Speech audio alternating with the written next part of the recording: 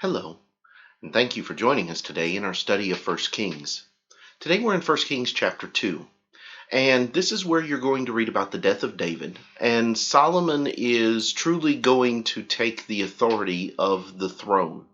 And there's a number of things that we could spend a great deal of time discussing out of this particular chapter. We're going to try to keep it minimal, and we're going to try to keep it to just a couple of things this morning. The first thing that I want us to notice is at the very beginning of chapter 2, where David is going to give his charge to Solomon. David is going to tell Solomon that he is about to go the way of all the earth, which means he's about to die. And he is going to tell Solomon to be strong, to keep the charge of the Lord your God, to walk in his ways, to keep his statutes, his commandments, his judgments, and his testimonies, that you may prosper in all that you do wherever you turn. David tells Solomon that the key to prosperity for his kingdom, the key to everything going well and everything continuing to go well, is not about his wisdom, is not about him making all of the right choices in every respect all the time. It isn't about his relationship with God. It is about how he is going to keep the law, how he is going to do what it is that God wants him to do. And certainly that is going to be the framework for whether Solomon's kingdom prospers or not. We're going to see in the next few chapters that Solomon is going to do many very good things in upholding and in keeping the law of God. He's also going to have occasions where his attention is going to be turned in other directions, and when he does, his kingdom falters. David's advice is, if he truly wants to prosper, he will listen to God and he will be obedient to him. It is the final charge of a man who has spent many years working with God, not always doing the right thing, not always being everything that he is supposed to be, but always striving to be pleasing to God and being willing to correct the mistakes when he makes them.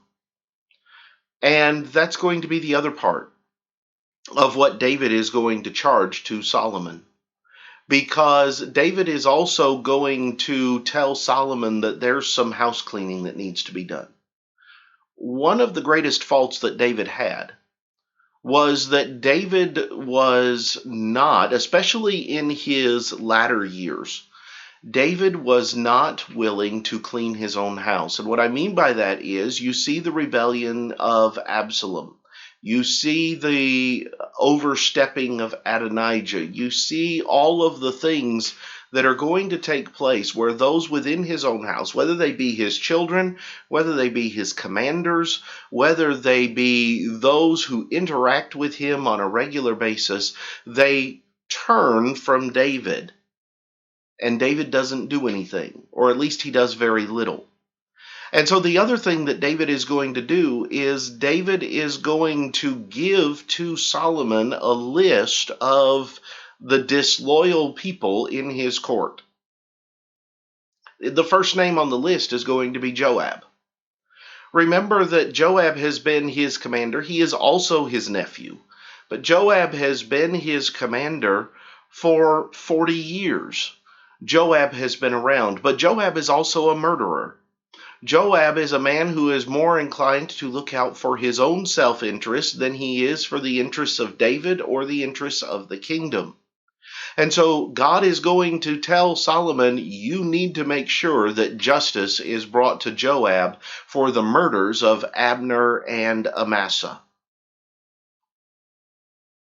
It still seems to be the case that David doesn't know that Joab was the one who killed Absalom and commanded him to be killed.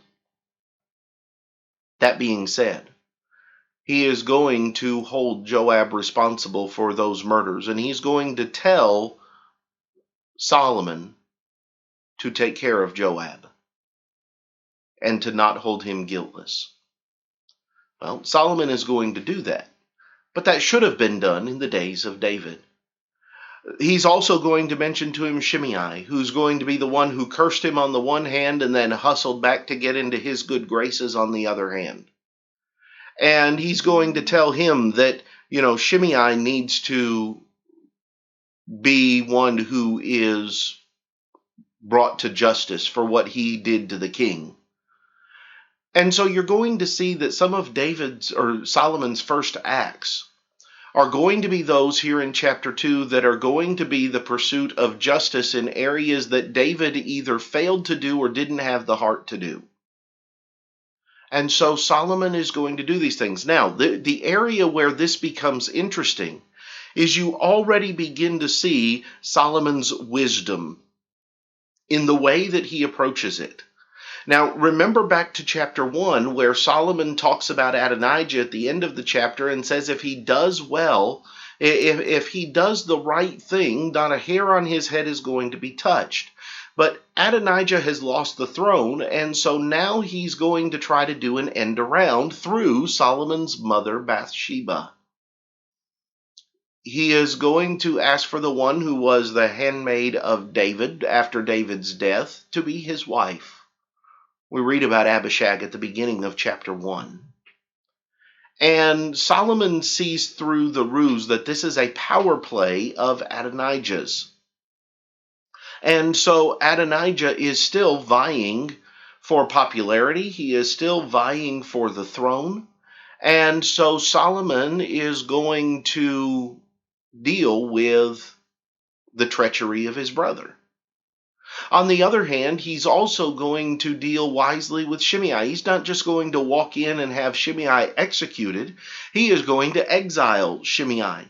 And Shimei is going to stay there for 3 years before he violates the exile orders and is going to receive the punishment that he was told he would receive if he violated the orders.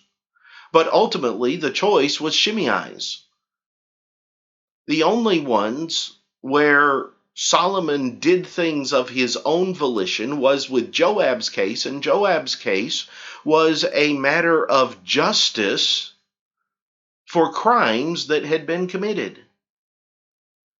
And then in the case of Barzillai, where he treats him after the manner in which David said to him because he had been loyal to David.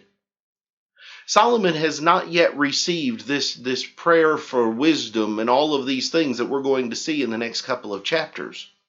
And yet he has already shown the propensity for wise decision-making in the way that he handles conflicts and judgments among the people.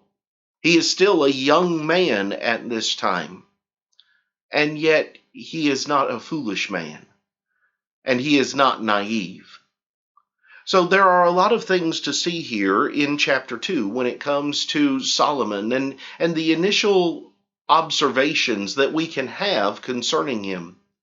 But also we see here lessons pertaining to the importance of justice and the fact that even if justice doesn't always come swiftly, justice still can come, just as in the case of Joab.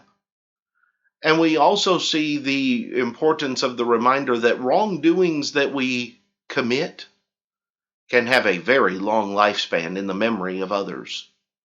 And that just because we have moved on from them doesn't mean everybody else has. These are some of the things that I found in 1 Kings chapter 2. I hope that they are beneficial to you. Next time we'll come back and we will begin looking at 1 Kings chapter 3. But until then, have a great day.